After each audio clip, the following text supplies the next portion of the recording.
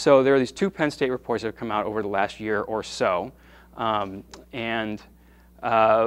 What they've done, part of what's in there, is that the researchers sent out a survey to gas companies to gather data on what money did they actually spend on gas drilling, first in 2008 and then in 2009.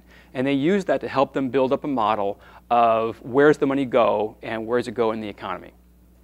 They then used a model that is been developed by a group out in Minnesota called Implan to then use that spending to estimate the full economic impact of that gas drilling activity in Pennsylvania.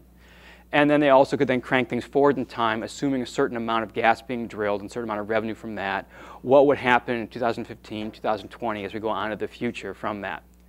And the kind of results they have in there, what I'm showing in the table here. So in terms of the actual spending, this is in billions of dollars. So the gas industry spent just under $4 billion. Now in 2009, I will say that they only got back some responses. So what they've done is they've taken the responses they've got, scaled them up to all the companies that are there in Pennsylvania. So even that number is actually an estimate, but it's a reasonable estimate of how much money was spent in 2009. And they asked them, what do you expect to spend in the next couple of years? So that's the next couple numbers there. And then from that, from the model, they then estimated how much value that added to the Pennsylvania economy, how many jobs that added to the Pennsylvania economy. And so one point I do want to make clear is that the value added and the jobs are model predictions. Okay, they did not go out and find the 44,000 jobs, people who were hired based on this activity. Okay, and there are some questions about how that model was implemented, which we're going to get to in a second. So everything that is in the study is a model, with the exception of the actual dollars they spent or expect to spend next year. So I said that I'm not an economist, which is really true, but as a graduate student, I did a minor in resource economics, in scarce resource economics. And the first thing I learned from my minor advisor at the time was something I had not learned in any physics class, which is he said, when you pick up a report, the first thing you do is you look at who funded the study. And then you look at who did it. And then you start looking at how they did it. So who funded this study? Well, there is a group called the Marcellus Shale Coalition that funded the study. So who are they? Well, the Marcellus Shale Coalition is a lobbying group composed of all the large gas drilling players. Names you recognize, such as Cabot, Chesapeake, Columbia, Halliburton, Range, all the big actors. About 80 or 90 groups make up that organization. So I guess, again, my take home is this is not an unbiased funding source. Who did the study? The lead author was Timothy Considine. At the time, he was at Penn State. He is currently left and he's at Natural Resource Economics in Wyoming. I have not been able to dig up much information on that. If anyone has anything, I'm unclear if he started his own group or if he's joined an existing organization. If anybody has any dirt on that, I'd love to find out what that really is, because I wasn't able to dig up anything on that. And by the way, I'm happy to entertain some questions as we go along, primarily sort of like quick questions of clarification or something. Any longer stuff, let's save for the end, and particularly any back and forth stuff we can save for personal one-on-one stuff. Just about the money they spent. Did it say money you spent in Pennsylvania? So what the Penn State study did is they said, here's how much money we spent, and they asked them, where did you spend it? And in 2008, amazingly, 95% of it was spent in Pennsylvania. But that, as far as I can tell, primarily reflects that a lot of what they spent in 2008 was lease payments, bonus payments. So a big chunk of it obviously went right to landowners. As we go forward and more of the drilling activity goes on, it's less clear to me if that percentage is going to stay that high. Most people have said no. That's one of the economic criticisms of that work. So again, as I mentioned, what their numbers are based on is this model called Implan. So let's learn a little bit about what Implan is so we can understand what it is they're doing and what's behind the kind of numbers that they're generating. So the basic idea behind Implan is very sensible, which is that a certain amount of economic activity generates more economic activity. You decide to build a house, you hire a contractor, you give them $2 million, or $1 million, $100,000, whatever it takes to build that fancy or less fancy house that you've got. And they in turn are going to go buy products that may be from that community, maybe are outside of that community.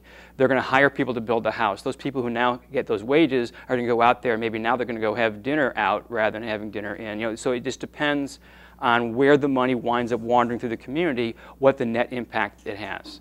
The in-plan model is a way of estimating if you spend X dollars in this sector of the economy, that generates this much spending in this part of the economy, these other sectors of the economy. And there's a table of sort of coefficients for that that is developed by various economists and basically tracks back to the federal government. And they're updated, I think, about every 10 years or so. But that's where my economics falls apart. I don't really know the details of how those coefficients are done. So in the report, there are a bunch of tables kind of like this, where they say, okay, here's how the gas companies actually spent their money directly. They did this one column of numbers.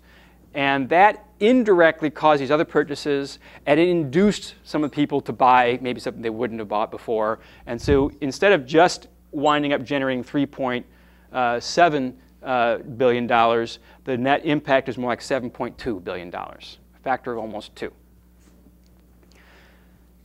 The problems with in-plan are that not everything is in the model. You'll notice that absolutely everything is positive. There is no consideration of any kind of negative impact that maybe one kind of activity could wind up detracting from another activity. So the model is limited in that sense. It's accurate to the extent that this is accurate, but if it misses something, if it's not in the model, it's not in the model.